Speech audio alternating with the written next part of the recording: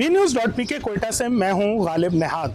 हुकूमत बलूचिस्तान ने आवाम को रिलीफ फराहम करने के लिए फ्यूल पास मुतारिफ करने का फैसला कर लिया है।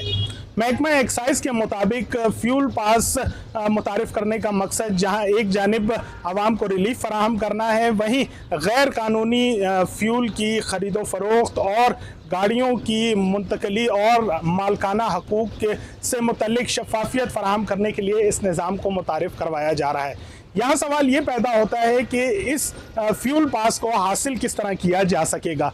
तो महकमा एक्साइज ने इस हवाले से वाज़ेह किया है कि वो मोटरसाइकिलें और गाड़ियाँ जो ट्रांसफ़र लेटर और जो है वो अपने नाम पर मुंतकिल नहीं हो रहे हैं लोगों के, उनको ये फ्यूल पास नहीं दिया जाएगा। अलबत्ता पहले मोटरसाइकिल और गाड़ी सवार को मोटरसाइकिल और गाड़ी अपने नाम पर मुंतकिल करनी होगी। बाद अज़ां महकमा एक्साइज के पास उन्हें जो दस्तावेज़ात हैं मोटरसाइकिल या गाड़ी के, वो और कौमी शनाख्ती कार्ड लेके आना पड़ेगा, जिसके बाद आवाम को फ्यूल पास फराहम कर दिया जाएगा।